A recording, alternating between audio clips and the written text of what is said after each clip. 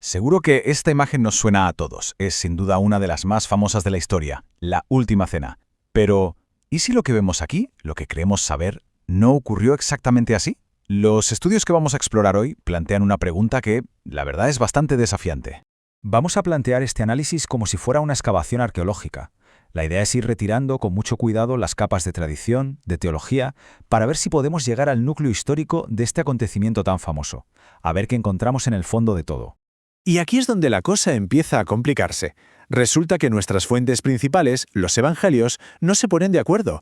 Presentan relatos que son contradictorios sobre cuándo fue la cena y, sobre todo, cómo fue. Y las diferencias, como vamos a ver, no son para nada pequeñas. El primer gran choque, el primer conflicto, lo encontramos directamente en el calendario. Las propias fuentes chocan entre sí, sobre todo si comparamos los evangelios sinópticos con el evangelio de Juan. A ver, por un lado tenemos a los sinópticos, es decir, Marcos, Mateo y Lucas, que la describen como una cena de Pascua judía, un seder, que tiene lugar el jueves por la noche. Pero de repente llega Juan y le da la vuelta a todo el calendario. En su evangelio, la cena ocurre antes de la Pascua. ¿Por qué? Porque así la crucifixión coincide justo con el momento del sacrificio de los corderos en el templo. El simbolismo es potentísimo. El tema es que la versión que todos conocemos, la de la cena de Pascua, tiene problemas históricos bastante serios. En el relato faltan cosas que son clave en esa celebración, como el cordero o las hierbas amargas. Pero es que el problema más gordo es otro, que se celebre un juicio y una ejecución en plena festividad de Pascua, la fiesta más sagrada del judaísmo, históricamente era casi impensable. Por eso, muchísimos especialistas llegan a la conclusión de que la cronología de Juan, aunque tiene una intención teológica clarísima, presentar a Jesús como el verdadero Cordero de Dios, es, paradójicamente, más plausible desde un punto de vista histórico. Simplemente evita el problemón de un juicio en mitad de la fiesta sagrada. Y aquí de repente, la investigación da un giro de guión total, porque resulta que el primer relato que tenemos por escrito de las famosísimas palabras «esto es mi cuerpo» no viene de ninguno de los evangelistas, de los que supuestamente estaban allí para contarlo. Si miramos la línea de tiempo, nos encontramos con algo alucinante. Pablo describe este ritual casi 20 años antes de que se escribiera el primer evangelio, el de Marcos. Esto convierte a Pablo, alguien que, recordemos, no estuvo en esa cena, en nuestra fuente más antigua. Es increíble. Claro, la pregunta es obvia. Si Pablo no estaba allí, ¿cómo sabe todo esto? Su propia respuesta es, como poco, desconcertante. Aquí la clave está en el análisis de las palabras griegas originales. La forma en la que Pablo se expresa no es la que se usaría para decir «me lo contó un apóstol» o «lo escuché de un testigo». No, todo apunta a que él está afirmando haber recibido este ritual de forma directa, en una revelación mística, una especie de visión del Cristo ya resucitado. ¿Y por qué haría algo así? Bueno, las fuentes sugieren que la motivación de Pablo era su misión evangelizadora entre los no judíos, los gentiles. Su público, que era greco-romano, estaba muy familiarizado con los cultos mistéricos, donde era común celebrar comidas rituales para unirse simbólicamente a un dios. Para ellos, la idea de comer el cuerpo de un dios era comprensible. En cambio, para un judío, la idea de beber sangre era un tabú absoluto, algo prohibido y abominable. O sea, Pablo estaba en cierto modo traduciendo el mensaje a un lenguaje que su audiencia pudiera entender. Entonces, a ver, si la cronología no encaja del todo y el ritual parece venir de una visión posterior, ¿qué pasó realmente? Pues aquí es donde volvemos a nuestra idea de la excavación.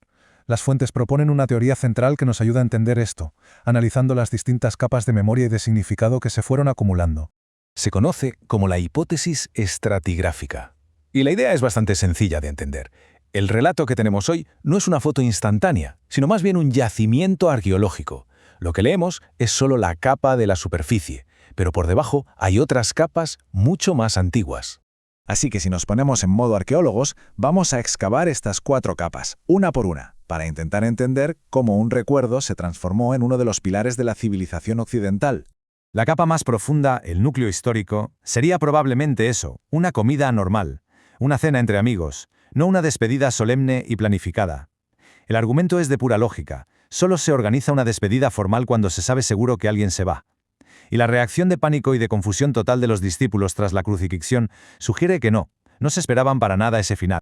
La segunda capa es la de la memoria. pero una memoria reinterpretada por un trauma brutal. Después de la crucifixión, esa cena normal y corriente adquiere un significado completamente nuevo y trágico para los que estuvieron allí. Mirando hacia atrás, de repente cada palabra, cada gesto parece una premonición. La memoria no graba, la memoria edita. Y en este caso, edita una cena para convertirla en el prólogo de una tragedia. Encima de ese recuerdo tan cargado de emoción, se deposita la tercera capa, la teología de Pablo, su potentísima visión de la Cena del Señor, que es un concepto de comunión, de salvación, se fusiona con el recuerdo de aquella última comida, y de esa fusión nace la narrativa que más tarde se escribiría en los Evangelios. Y finalmente, llegamos a la superficie, a lo que vemos hoy, la capa eclesial. Con el paso de los siglos, la Iglesia como institución toma este ritual y construye sobre él catedrales doctrinales enormes, como la Eucaristía, codificándolo todo hasta convertirlo en el pilar del culto que conocemos hoy en día. Así que, al terminar nuestra excavación, ¿qué es lo que hemos encontrado? Bueno, hemos visto cómo las cronologías chocan, cómo la primera fuente escrita no es de un testigo ocular, y cómo una comida que probablemente fue normal se fue cubriendo de capas y capas de significado a lo largo del tiempo. La conclusión a la que apuntan estas fuentes es que el relato de la Última Cena no es tanto una fotografía de un hecho histórico, sino el resultado de un proceso larguísimo. Es la historia de cómo una comunidad intentó dar sentido a la muerte traumática de su líder, transformando el recuerdo de una cena normal en un ritual de presencia y de esperanza. Y todo esto nos deja con una reflexión final, ¿no? Quizá el significado más profundo de las grandes historias no está siempre en la pureza del hecho original, sino en la increíble potencia del relato que una comunidad es capaz de construir sobre él, en cómo esa comunidad elige recordar para dar sentido a algo que en su momento pudo parecer que no lo tenía en absoluto.